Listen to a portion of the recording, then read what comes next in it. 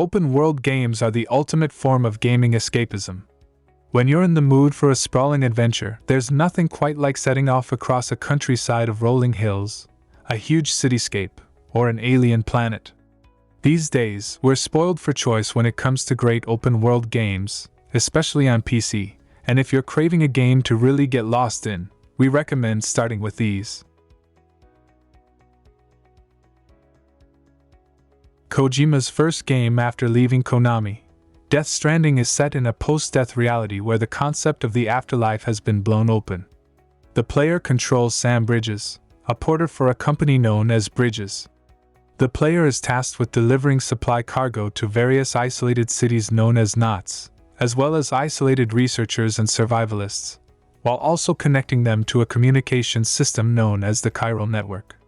The player is evaluated by the company and recipients based on their performance, including whether the cargo was delivered, and if it is intact among other factors. These merits are in turn used to level up the player's statistics, such as stability and weight capacity, and increase their standing with individual locations and characters. How cargo is packed by the player, and the overall weight being carried, affects Sam's ability to navigate through the environments. Assassin's Creed Valhalla's open world is an astonishing technical achievement. It has become fashionable to dunk on Ubisoft for the sometimes formulaic approach it takes to its flagship games, but it deserves credit where it's due. The sheer scale and detail of Valhalla's rendering of medieval England is something to behold. As an angry and occasionally stealthy Viking, you're given free roam of a huge chunk of the country, not to mention Iceland and other realms that we won't spoil. Taking its cues as much from The Witcher 3 as previous Assassin's Creed games, Valhalla is a grand action RPG, sending you out to find quests and treasure in its historical setting. If you're craving an open world that feels truly endless, Valhalla is a fantastically rich and accessible adventure to dive into. Just don't expect to finish it before at least the 100-hour mark. Formerly a PlayStation exclusive, but now ported to PC, this slick superhero adventure makes New York your playground. Its open-world design can feel a little old-fashioned, with lots of fairly by-the-numbers side activities, but what makes Spider-Man such a gem is how fun it is simply getting around the city. Insomniac absolutely nails the feeling of web-swinging from skyscraper to skyscraper, with smooth and snappy controls that make you feel every bit a comic book star. Though the pacey and exciting story, with its menagerie of classic villains, will keep tugging at you, you will often find it hard to resist leaping and flipping your way around New York, over and over. A slick, Arkham-inspired combat system is the icing on the cake of one of the best superhero games ever made.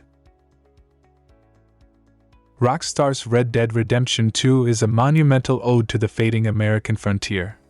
The game is rife with detail, overstuffed with little touches. For instance, animal corpses persist in decay, the protagonist has commentary for nearly every location and character, and random world events make the world feel alive. Be it sucking on a man's snakebite wound, or getting ambushed by hillbillies. It's all layered into an excellent story that'll take you as long as the complete Deadwood series to get through, and that's if you're rushing. And on top of it all, Red Dead Online brings a DayZ equivalent quality to the open world, invoking everything from serious roleplay to ridiculous, surreal shenanigans. It's also one of the prettiest games you can play today. This is what money is for, creating a kind of pastiche of a real-world location that's so staggeringly accurate in atmosphere and details that it is actually better than being in the real thing. Los Santos represents the meticulous approach that Rockstar gave to the compact Liberty City in GTA 4, brought to the scale of 2004's San Andreas, and the result is an open world of such a high standard that it will only likely be topped by Rockstar itself. Between GTA 5's strong multi-protagonist campaign and the mad playground of GTA Online, there is well over 100 hours of chases and gunfights across land, air, and sea, for those who want it here. Combining zombie survival with first-person parkour, Dying Light 2 is a post-apocalyptic playground. It's a huge city, partly controlled by survivors, and partly home to roaming bandits and undead. It is a joy to traverse as you progress. You gradually unlock more and more tools, until you are wall running, grappling, zip lining, and gliding around to your heart's content. And when night falls, you find yourself very grateful for that agility. As the sun sets in this open world, the scariest and fastest undead creeps come out to play. Get caught outside of a safe house, and you will find yourself fleeing for your life, across the rooftops, in thrilling freeform parkour chases. The day-night cycle gives the city its own life, that makes Dying Light 2's open world wonderfully unique.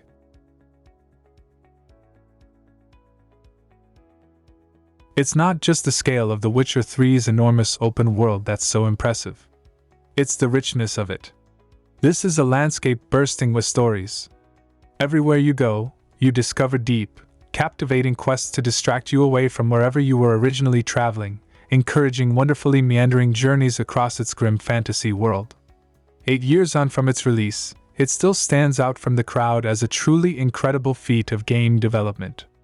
Its open world is so lavish and meticulously crafted that it feels like a miracle it exists at all.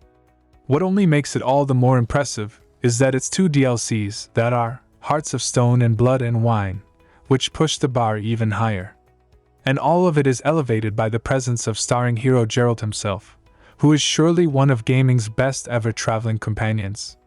His rough charms and heart of gold make him the perfect hero for the game's rugged landscape, and a character you'll be more than pleased to spend 100+ hours with.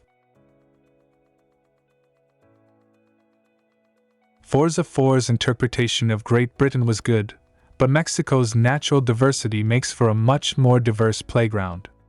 Instead of endless fields and hills, you get to race through ancient temples, deserts, rainforests, and sandy beaches.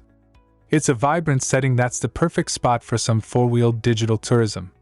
The weather and time of day can also have a transformative effect, and while the sunshine is lovely, races are considerably more thrilling when you're in the middle of a storm or being chased by a wall of sand. Weather is local and affected by the changing seasons too, making this a world always in flux. Elden Ring is not just a fantastic open-world game. It was the defining game of 2022. Equal parts beautiful and repulsive, inviting and deadly. It's a real vision for what an open world can be. Without a quest log, map markers, or a collectibles list, the focus is purely on your own organic exploration of the world, and its sense of true discovery is absolutely enthralling. Following in the spirit of From Software's famously brutal Dark Souls games, it's a game that pulls no punches before you step foot in its sprawling kingdom. You have got to be ready to die, and die again. But that also makes your adventure wonderfully rewarding. It's an open world full of trials and challenges that will make you feel like a true hero for overcoming. Over a decade on from its original release, Skyrim remains the definitive open-world RPG. Its grand and wintry landscape must be one of the most widely visited locations in video game history, and it's popular for a reason. It's still an adventure of absolutely breathtaking scale and variety, letting you not only travel wherever you want across an enormous map, but also letting you be whoever you want to be, from a petty thief to the head of a wizard's guild. These days, an endlessly growing library of user-made mods allow you to tailor the experience exactly to your liking, as well as adding even more to its already enormous open world. Whether you want to turn it into a realistic survival simulation, a ridiculous super-powered sandbox, or a battle to the death against Thomas, the tank engine, the power is in your hands. So, these were our mentions for 10 open-world games. If you found this video helpful and interesting, consider giving a like. Also subscribe to our channel for more amazing videos. Take care and have a wonderful day.